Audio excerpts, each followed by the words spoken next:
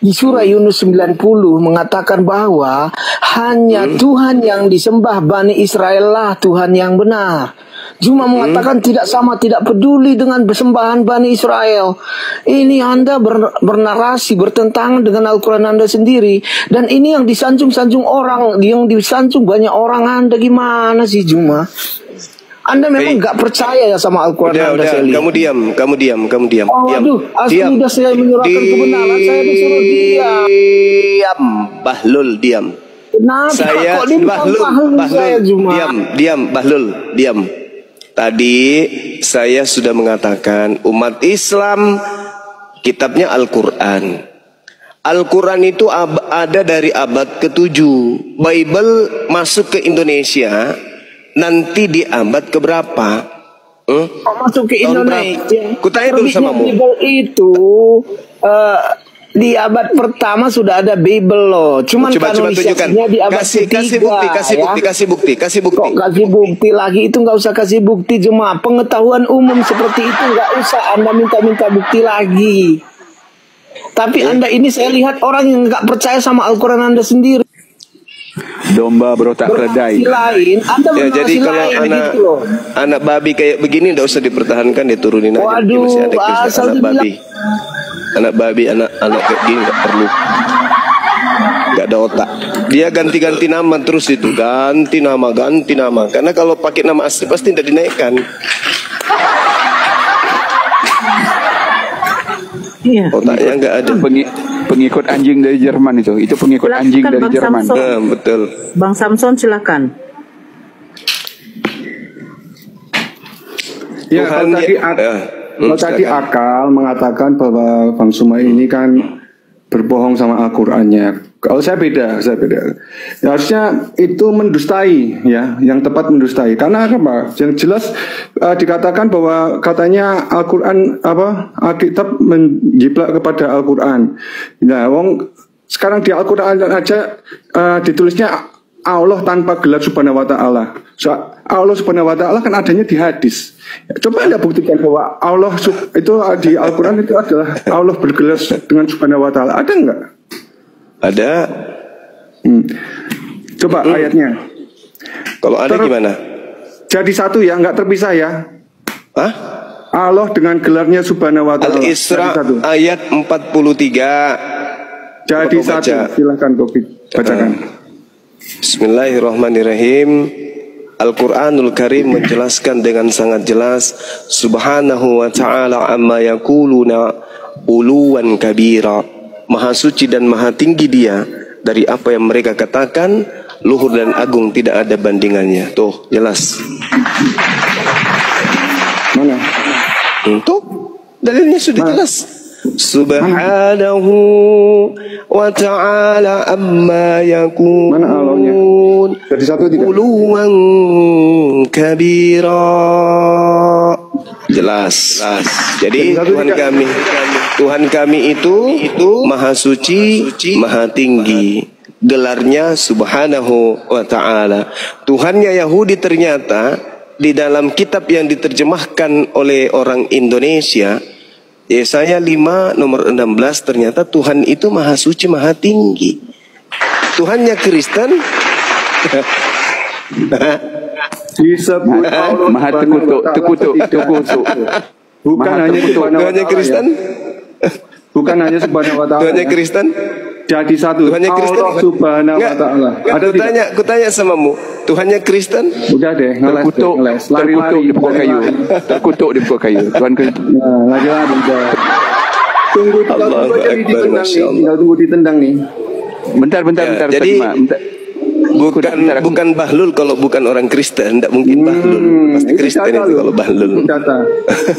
Ya, data saya jelas. Tuhan saya gelarnya Subhanahu wa ta'ala. Itu gelar Tuhan saya. Subhanahu wa ta'ala itu gelar. Tidak ada di apa dijadikan satu kesatuan antara Allah dan Allah Subhanahu wa ta'ala, yang ada. Jadi yang digelari, jadi yang di Al-Quran. Tidak ada di Al-Quran disebutkan Allah bersama gelarnya Subhanahu wa ta'ala. Itu ada rekayasa untuk memutarbalikkan Al-Quran aja.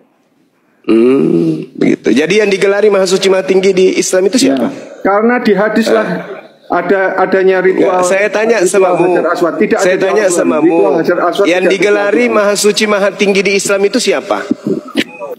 Yang digelari Maha Suci Maha Tinggi, tapi bukan dengan gelar itu, bukan gelarnya Allah. Ya, saya tanya samamu.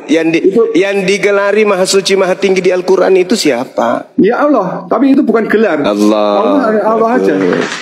Dah, sekarang Tuhanmu yang berbentuk roh itu gelarnya apa? Loh, kita nggak ada gelar-gelar seperti itu. Allah ya Allah. Lah, yang digelari terkutuk itu siapa? Itu tandanya kalian yang memutar balikan Al-Quran. Yang digelari terkutuk di atas pohon itu siapamu? Yang digelari terkutuk di atas pohon itu siapamu? Mana ada gelar terkutuk? Ada gelarnya Yesus terkutuk. Dia menjadi terkutuk, bukan digelari terkutuk, menjadi terkutuk. Lah itu gelarnya, itu bukan gelar lagi. Bahkan dirinya memang terkutuk. Nah, apa salahnya membuktikan kasih? Ada salah nggak? Salah nggak menurutmu? Membuktikan cinta kasih ada salah nggak sebagai pencipta? Oke, sekarang buktikan. Aku tanya. Dengar. Tidak salah. Salahnya di mana? Tidak salah, Bahlul. Saya udah bilang tak salah. Oke. Nah sekarang permasalahannya itu klaim sepihak dari Kristen. Anda tahu tidak? Yang mati terkutuk itu bukan Yesus. Yang menjadikan yang mati terkutuk di Yesus itu iblis. Mau bukti? Mau saya buktikan? Biar robek otakmu sekalian. Kenapa kau mute? Mau bukti bahwa yang melantik. Dengar.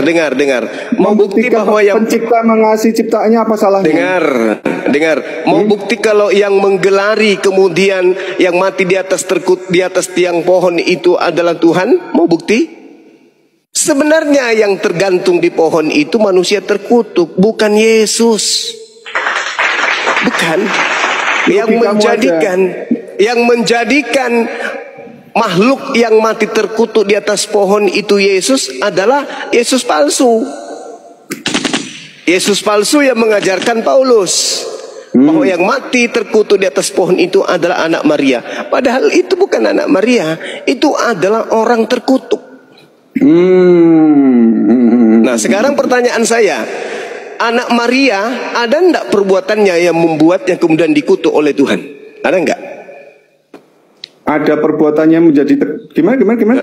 Ada tidak perbuatannya anak Maria yang membuat Tuhan yang mengutusnya mengutuk dirinya, mengutuk Yesus? Ada enggak? Mengutuk dirinya. Kan yang dikutuk oleh Tuhan itu adalah orang yang melakukan dosa yang sepadan dengan hukuman mati. Itulah orang yang dikutuk oleh Tuhan. Iya, menjadi terkutuk untuk membuktikan cinta kasihnya. Apa salahnya? Kata siapa? Apa salahnya? Saya tanya, kata siapa? Membuktikan kasih sayang. Saya tanya, kata siapa? Kata siapa dia? Besar kasih Allah akan dunia ini. Ia mengaruniakan anaknya tunggal supaya setiap orang yang percaya padanya tidak binasa. Apa salahnya? Oke. Kalau percaya, dengar. Kalau percaya boleh nggak dibunuh?